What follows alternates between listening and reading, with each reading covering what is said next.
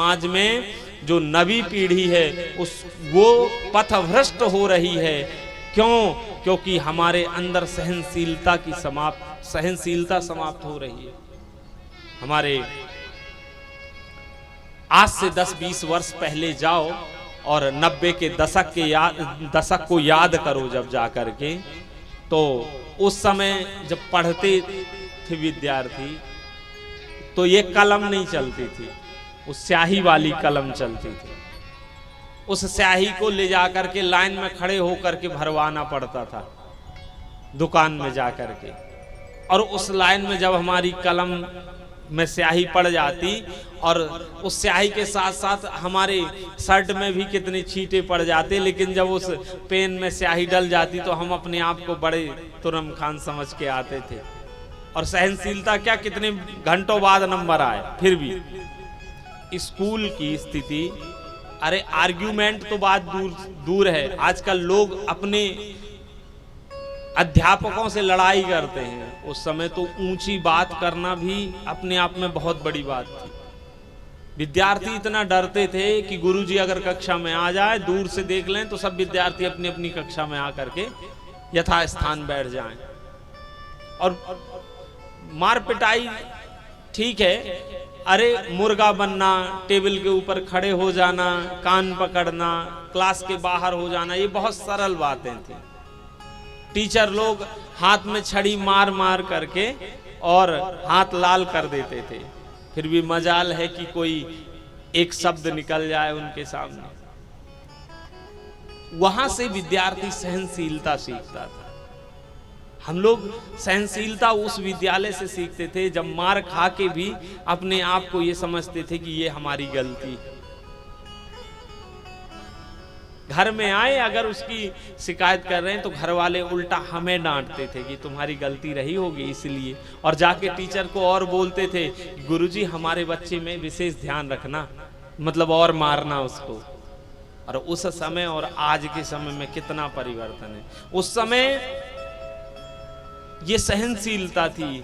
पुस्तकें, किताबें, इतनी भौतिकवाद ना होने के बाद गांव में हम लोग जब पढ़ते थे तो प्रायः पुरानी पुस्तक ही मिलती थी नए पढ़ने के लिए। तो अगली क्लास में जाने से पहले ढूंढते थे कि नई पुस्तक किसकी होंगी बढ़िया।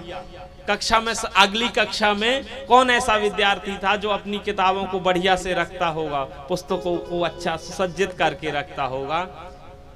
तो साल का जब समय अंतिम होता था, जनवरी फरवरी में पुस्तकों की खोज चालू हो जाती थी कि पुरानी पुस्तकें किसकी मिलेंगी, और उन पुस्तकों को खोज करके बताते थे कि उस भैया की पुस्तक अच्छी है।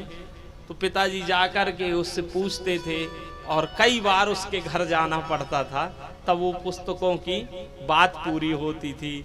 और उन पुरानी पुस्तकों को पा करके जिस दिन हमारे हाथ में आती थी तो मन गदगद हो जाता था कि अगले साल की व्यवस्था हो गई। वो सहनशीलता, इतनी बैग तो बहुत बड़ी बात है, आजकल तो कितने बढ़िया बढ़िया बैग दिलाए जाते हैं, साल में कई बार मिल जाते हैं।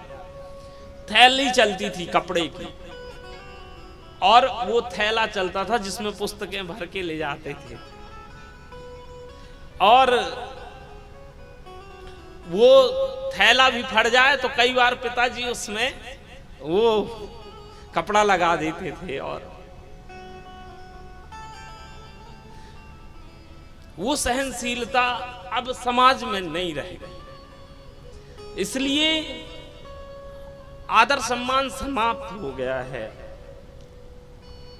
आजकल हम जो हमारी संतान मांग रही है, पिताजी तुरंत ला करके उसको दे रहे हैं कि कहीं हमारा लड़का किसी चीज से चूक न जाए। अभाव में जो आप सीख सकते हैं, प्रभाव में कदाचित कभी नहीं वो चीजें पूरी हो सकती हैं। प्रभाव में तो केवल अय्यासियां हो सकती हैं बंधुओं, जो अब हो रही हैं। हम कहते हैं बालक हमारी बात नहीं मानता। बात कैसे मानेगा जी? वो तो छोटे से देखा है कि मेरी हर एक अच्छी बुरी बात पर मेरा सहयोग दिया है मेरे माता पिता ने। और हमारे जमाने में बुरी तो ठीक है, अगर कहीं धोखे से भी किसी और की गलती से भी उलाहना घर पे आ जाए तो मार हमें ही पड़ती थी। वो जमाना सहनशीलता का था, वहां आत्महत्या की कोई बात नहीं सोची जा सकती, क्योंकि सहनशीलता कूट कूट करके भर पड़ी थी।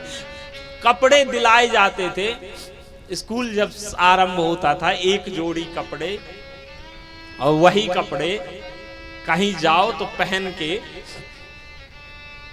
अपने रिश्तेदारी में चले जाओ और वही कपड़े घर में स्कूल में पहन लो। साल के अंत तक वो जीर्ण शीर्ण हो जाए तो फिर उसमें भी पट्टी लग जाए, पीछे फट जाए, तो उस जीवन को जिया है। स्कूल से आने के बाद थैली फेंक करके माँ को चिल्लाने में वो आनंद आता है कि माँ खेलने जा रहा हूं।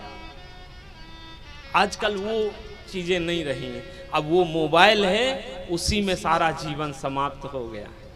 उस बचपन को समाप्त कर दिया इस आधुनिक तंत्र ने, और हमारे समाज ने भी अपने बालकों को वो शिक्षा देना बंद कर दी जो हमें मिली, जो आपको मिली।